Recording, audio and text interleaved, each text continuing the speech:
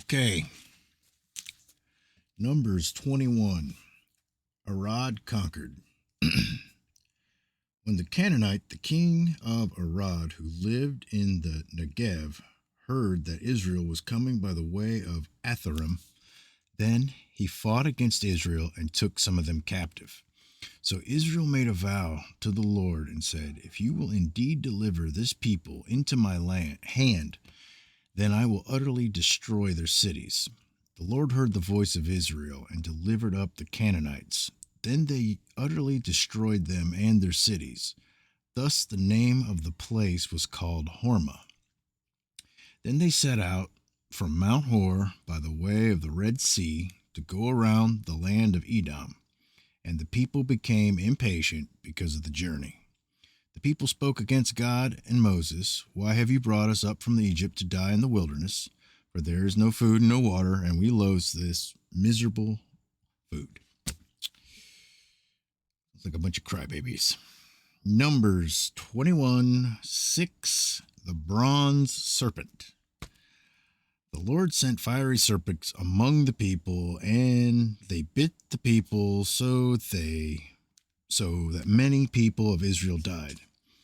So the people came to Moses and said, "We have sinned because we have spoken against the Lord and you. Intercede with the Lord that he may remove the serpents from us." And Moses interceded for the people. Then the Lord said to Moses, "Make a fiery serpent and set it on a standard, and it shall come about that everyone who is bitten, when he looks at it, he will live." And Moses made a bronze serpent and set it on the standard, and it came about that if a serpent bit any man, when he looked into the bronze serpent, he lived. Now the sons of Israel moved out and camped in Oboth. They journeyed from Oboth and camped at Ir Abarim in the wilderness, which is opposite Moab to the east. From there they set out and camped in Wadi Zered. From there they journeyed and camped on the other side of Arnon, which is in the wilderness that comes out of the border of the Amorites. For the Arnon is the border of Moab between Moab and the Amorites. Therefore it is said in the book of wars of the Lord, "Waheb in Suppah, and the Wadis of the Arnon, and the slope of the Wadis that extends to the site of Ar and leans to the border of Moab." From there they continued to Beer, that is the well where the Lord said to Moses, "Assemble the people, that I may give them water." Then Israel sang this song, "Spring up, O well, sing to it, the well which the leaders sank, which the nobles of the people dug, with the scepter and with their staffs." And from the wilderness they continued to Mattanah, and from Mattanah to Nahalil, and from Nahalil to Bamoth, and from Bamoth to the valley that is in the land of Moab, at the top of Pisgah, which overlooks the wasteland. Numbers 21:21.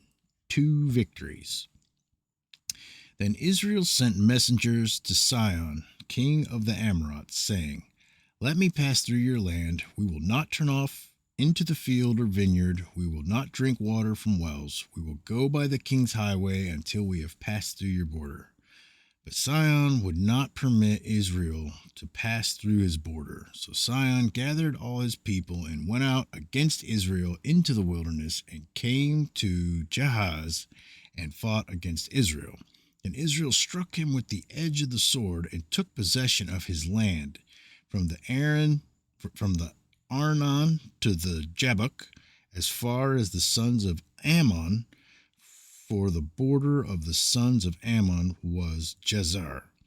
Israel took all these cities, and Israel lived in all the cities of the Amorites, in Heshbon, and in all her villages. For Heshbon was the city of Sihon, king of the Amorites, who had fought against the former king of Moab, and had taken all his land out of his hand, as far as the Arnon.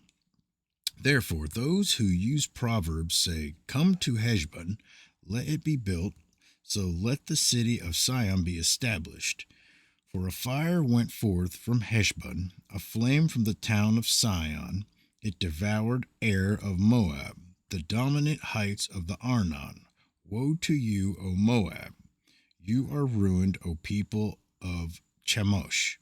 He has given his sons as fugitives and his daughters into captivity to the Amorite king Sihon. But we have cast them down. Heshbon is ruined as far as Dibon. Then we have laid waste even Nophah, which reaches to Medeba. Thus Israel lived in the land of the Amorites. Moses sent a spy to Jazer, and they captured its villages and dispossessed the Amorites who were there. Then they turned and went up by the way of Bashan, and Og, the king of Bashan, went out with all his people for battle at Adiri. But the Lord said to Moses, "Do not fear him, for I have given him into your hand and all his people and his land, and you shall do to him as you did to Sihon, king of the Amorites, who lived in Heshbon."